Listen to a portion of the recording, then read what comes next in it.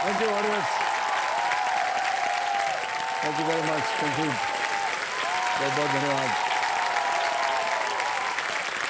बस बस बस, आदर आदाब, अभिनंदन, आभार। मैं अमिताभ बच्चन आप सबका स्वागत करता हूं, प्रारंभ करता हूं ज्ञानदार, धनदार, शानदार कौन बनेगा करोड़पति।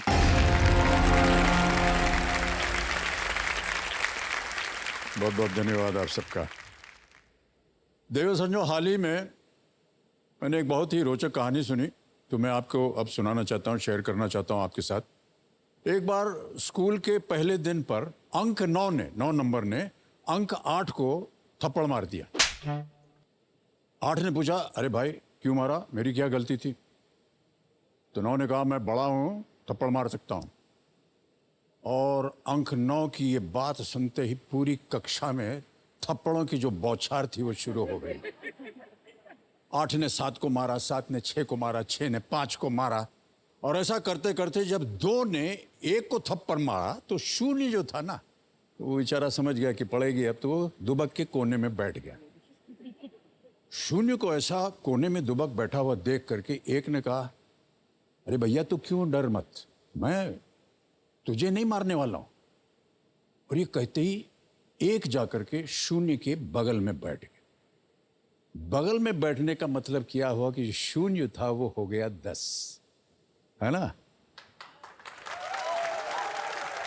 तब शून्य ने पूछा कि जहां सब अपने से छोटे को थप्पड़ मार रहे थे, आपने तो मुझे बड़ा बना दिया, ऐसा क्यों?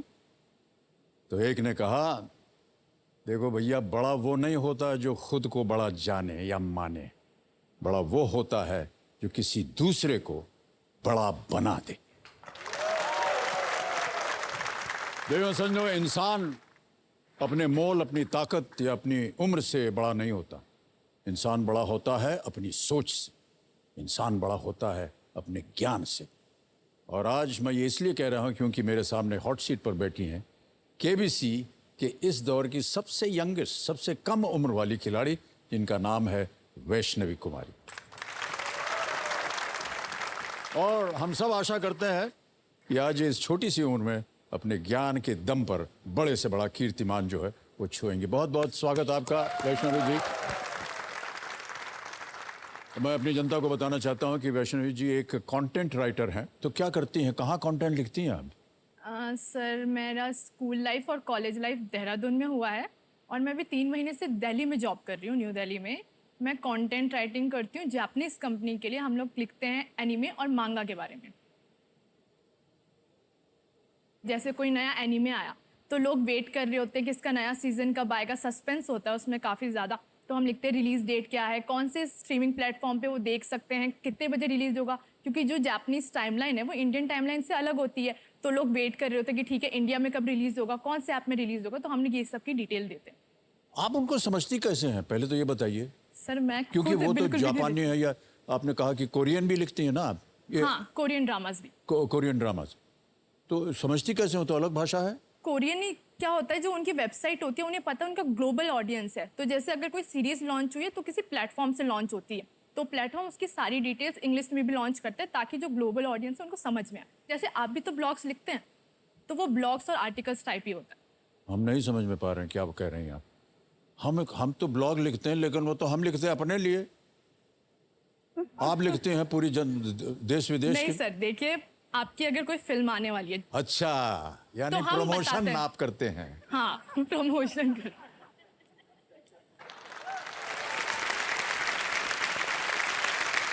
समझ में आ गया, सबसे महत्वपूर्ण बात समझ में आ गई है। मेरी अगली फिल्म का प्रमोशन आप ही लिखिएगा देवी जी। क्या बात है। हम आपको बता दें कि हम लोग न जाने, या ये प्रमोशन वाली जो प्रथा है ना, हमारे जमाने में थी ही नहीं।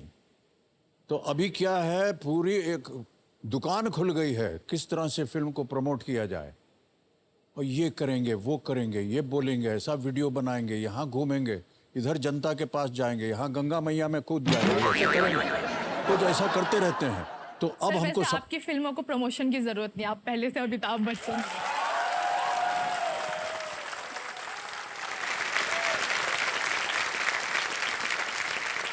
वैष्णवी जी आपके मुंह में घी शक्कर, क्योंकि आपने अच्छी अच्छी बातें बोल दी हैं हमारे लिए।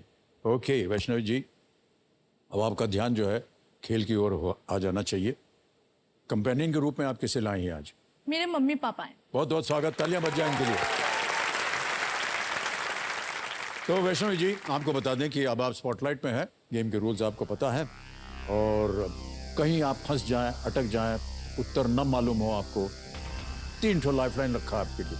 ऑडियंस पोल, यहाँ की जनता बैठी है, देखिए 50-50, 2 विकल्प जो गलत हैं वो मिट जाएंगे, और वीडियो कॉल अप है। ओके लेट्स प्ले, कौन बनेगा करोड़पति। ऑलराइट वैष्णवी जी, अब आ रहा है नवा प्रश्न, 1,60,000 रुपए इसका मूल्य है, और वो प्रश्न आपकी स्क्रीन के ऊपर ये रहा।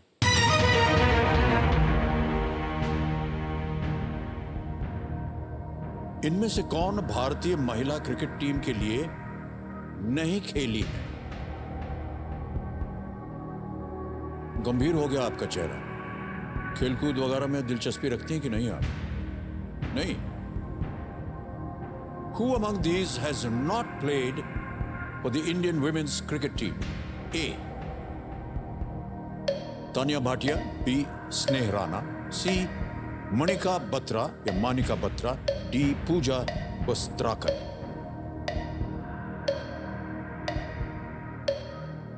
कहीं आपने पढ़ा हो इन नामों को? सर मुझे क्रिकेट का बिल्कुल भी आइडिया नहीं है। कंटेंट लिखती हैं आप, जब आप पत्रकार थी तब कहीं देखा हो, पढ़ा हो, सुना हो?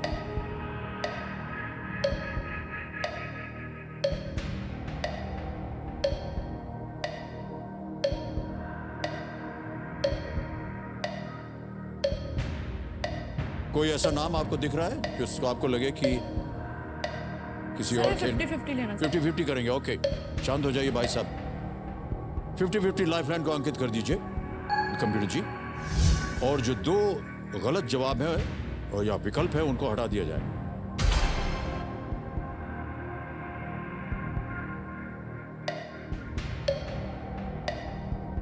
जल्दी बोलिए क्या करेंगे? सर मनिका बत्रा। मनिका बत्रा पे ताला लगाया जाए। हे भगवान, कितनी देर कर दी आपने, देर कर दी, लेकिन सही उत्तर है आपका।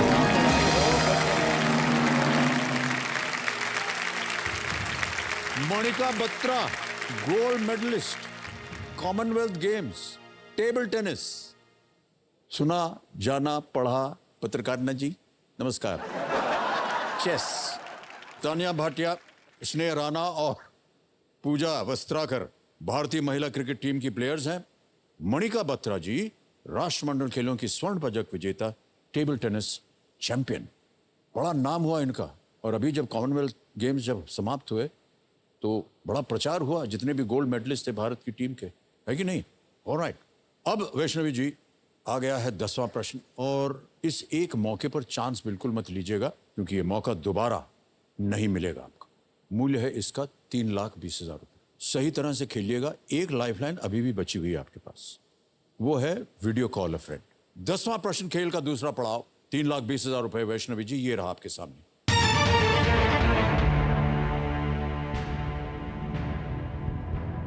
2022 में ग्रैमी अवार्ड जीतने वाली भारतीय मूल की संगीतकार फाल्गुनी शाह का मंच नाम क्या है?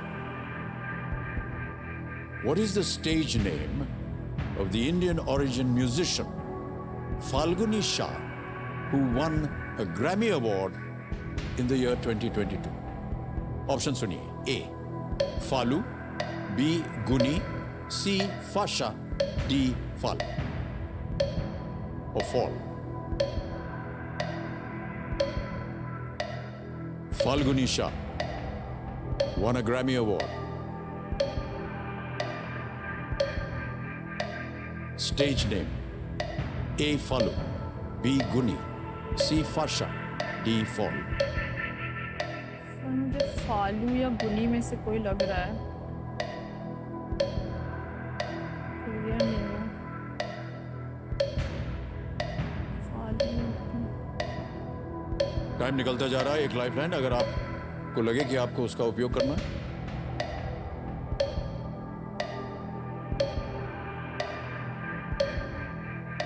क्विक, क्या कीजिएगा? सर ऑप्शन ए फालू को लॉक कर दीजिए। ऑप्शन ए फालू पे ताला लगाया जाए। 1 सेकंड बचा था और 1 लाइफलाइन बची थी आपकी। हमको हार्ट अटैक दे देती हैं आप फालू, क्या पता। बार बार आप अपने खोपड़ी को पकड़ रहे हैं। कितना चेस खेला होगा आपने। फिर से पकड़िए, ऐसे ऐसे रखिए। नहीं नहीं, ऐसे नहीं, ऐसे। सही उत्तर है।